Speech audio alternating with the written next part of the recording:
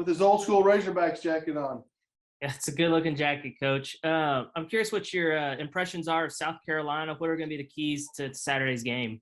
Yeah, I mean, I think with South Carolina, obviously, Gigi Jackson, is involved in everything that they do from an offensive standpoint. So it'll be important for us to locate him as soon as he crosses half court. He's a three-dimensional scorer, and the fact that he can post up, he can offensive rebound, he's got deep three-point range, high volume shooter. And then obviously the guard play, both guards, Chico Carter, probably is as good as three-point shooter in the SEC. And then obviously Michi Johnson does a great job of facilitating to other players as well as scoring the ball. And he's got deep range and he pulls, the three ball at any time. So those off the top. And then obviously interior, Josh Gray does a great job of rebounding the basketball and rim protecting. I know y'all haven't won on the road yet, but the last couple of games y'all played a lot better. Is there a different confidence level in your team that, hey, maybe you don't have to worry about the road aspect of it now that y'all have played several of those games? Yeah, I mean, I think with us, we're continuing to try to get better. We're continuing to evolve. We're one play away from winning at LSU. We're one play away from winning at Missouri. We're one play away from winning at Baylor. So I wouldn't say that we've played bad basketball on the road. I would just say we've been unfortunate in 3 games not to catch a break. And obviously, we need to try to create one more possession on the road than what we had in those 3 games. And Auburn's as difficult a place to play as there is. And every place we played so far has been a sellout as well. Scotty? Yeah, Coach, AB's had a few of his higher assist totals of the season, I guess, probably in the last 2 or 2.5 weeks. I'm curious what you've seen out of him from a facilitating standpoint, or does it seem like the game's maybe slowing down a little bit for him? Yeah, I think he's making, right reads on everything right now. Some teams have tried to trap his pick and roll, which I think is great for us because now it's a 4-on-5 situation because AB can see over the defense at his size. He's a overly willing passer. So any teams that do kind of blitz him or, I think it's worked to our advantage of late. It creates, again, numbers for us offensively to try to attack and get downhill. But he's making a lot of winning plays. I mean, his play on the Texas A&M offensive rebound and his steal was vital right around that 1 minute mark to end the game the other night. I think you said the other night that you weren't sure if AB was going to play against A&M. Have you been kind of just impressed with the toughness and just what he gave you at Baylor after the injury, and then the other night I think he had 7 assists. Yeah, really, really impressed with AB's toughness and willingness to give himself up for the team. We knew that he was not going to be fully healthy. The latter part of the Baylor game, we knew that he was not going to be even close to being healthy the other night against Texas A&M. But he's not worried about his stats. He's worried about trying to help the Arkansas Razorbacks win basketball games. And that's been so impressive with so many of our guys. I talked about, the fact that Ricky Council, if you go back a few games, you can see him wincing. You can see him grabbing his back. I thought it affected Ricky's defense for a 2-game stretch because he was unable to really sit in a stance. And obviously with the back, when you control your movements, it's a lot easier on the back than when you're trying to react as a defender. So, and then we talked about Jalen Graham. He was actually in an MRI machine the day before our Texas A&M game to get looked at. So just a lot of guys playing and understanding that we're undermanned and understanding that that right now, in order to win, we're going to have to play through some injuries, which is what Anthony and Ricky and Jalen Graham and we've all talked about Mikal as well. That's almost half our team in uniform that's really been playing through injuries. And then you mentioned Ricky. He's gone for 25 and 19 in the last 2 games. Are you seeing any common themes in those outings? I guess to me, it just seems like he's maybe a little bit of a different player when he's got that jumper going. Yeah, I mean, I think it's with anybody, Scotty, that anytime your jump shot's falling, but certainly if you take away his late clock sidestep or backstep threes, the shooting percentage is even better. But, we kind of put him in that situation, late clock. So some of his shots are kind of on the team. But certainly I think his assists have been really important as well. He's reading over helps and done a great job of getting some other teammates involved with some easy dump off passes for dunks or spray out, kick out three balls as well. And I think that's why you're seeing some of our other players improve their 3-point shooting because of Anthony's passing. And now, Ricky being a facilitator, we put Ricky in more pick and rolls the other night as a ball handler as well. Curtis? And Coach, I think the last 2 seasons, you guys are 13-1 in the month of February. I'm just curious if there's a recipe for that success at the end of the year. And I know it's a different team, different circumstances, but do you feel like this group is maybe coming close to turning the corner and playing the kind of basketball you need to go on a similar run? Well, I think with this team, we just, we've lost 1 possession games 3 times on the road. And so that, if you win 1 or 2 of those, our record's very similar to what it's been in the past. But this is the most difficult schedule that we've had in conference play by far. And sometimes that's just kind of the luck of the draw.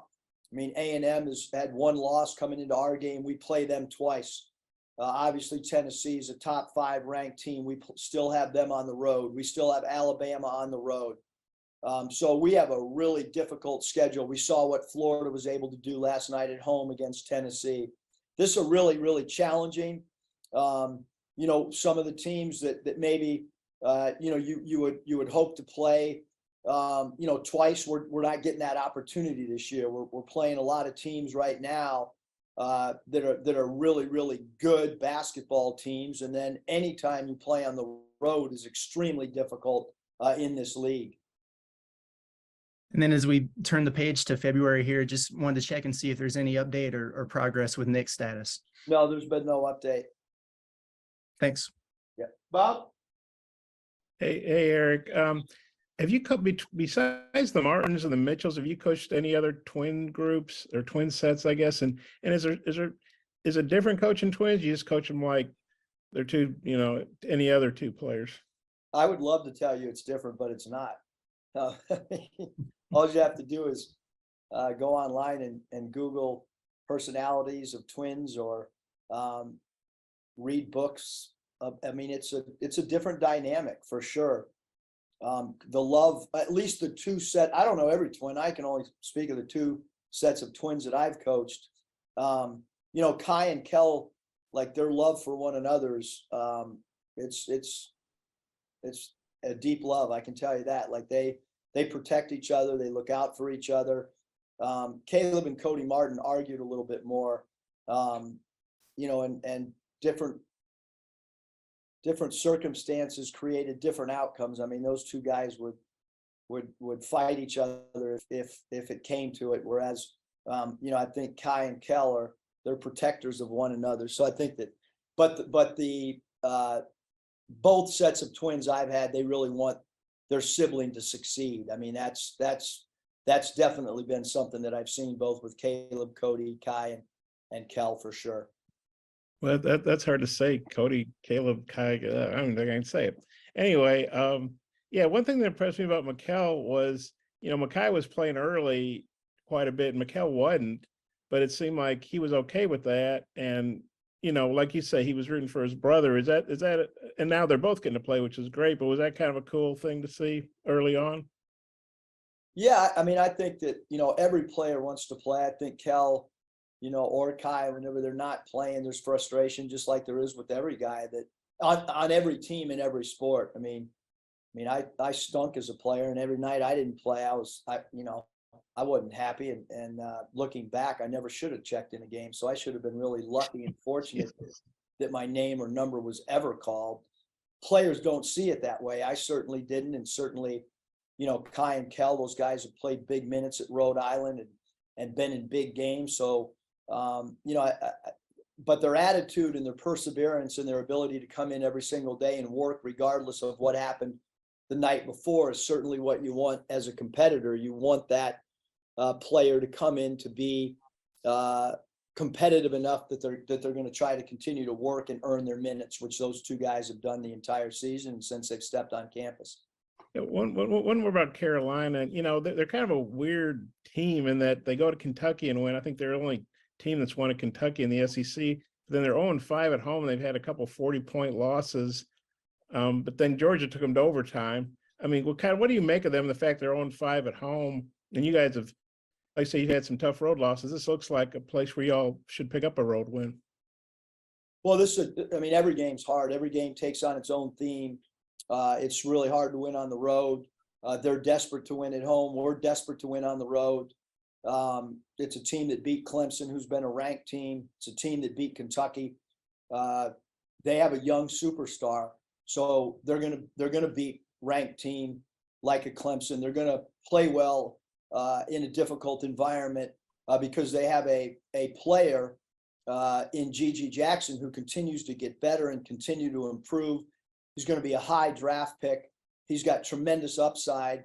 And so you see a team that's with a new coach, and certainly with all of us in our first year, there's peaks and valleys, but they've proven they can beat anybody on any given night. They do have some transfers like Michi Johnson that are very, very capable. They have three guys that are capable of having 30-point games, both their backcourt guys and Gigi Jackson. So to me, it's a very difficult matchup. We tried to do as much research on film as well as talking to other programs that have played them. We've got to defend the 3-point line. And then we have to have respect for Gray inside because of his ability to rebound and block shots. Are you going to wear that jacket on Saturday? That'd be pretty cool. I don't think Danielle will let me wear the jacket, Bob, but it is Legends weekend down at South Carolina, and it's interesting. I was looking at some of the top players at South Carolina and their history, and Kevin Joyce played for my dad with the San Diego Sails in 1975. Kevin Joyce, one of the all-time great South Carolina players, and then Joyce also played on that 72 Olympic team that lost to Russia. And on that team was Jim Brewer, who was with my dad's team at Minnesota. And that's how my dad actually, the first time he ever watched Kevin Joyce play. And then Alex English, pretty cool story. Alex visited the Cavs when he was a free agent. And I was in high school in 10th grade. And Alex took me out in the backyard of Ted Stepien, our owner, who had an outdoor court. And Alex English tried to teach me his runner that he shot and the technique. Unfortunately, English did not sign, or I don't know if the offer sheet was matched, but he never played for the Cavs. Maybe my dad would have coached a little bit longer in Cleveland if, in fact, he would have gotten an opportunity to coach a Hall of Famer. But two pretty cool stories when I was sitting at home last night researching South Carolina's history for their Legends Day. Yeah, that is cool. Maybe the owner spent too much money on his court and not enough on his free agents. No, he spent too much money on some other players that I won't name, but you can look it up.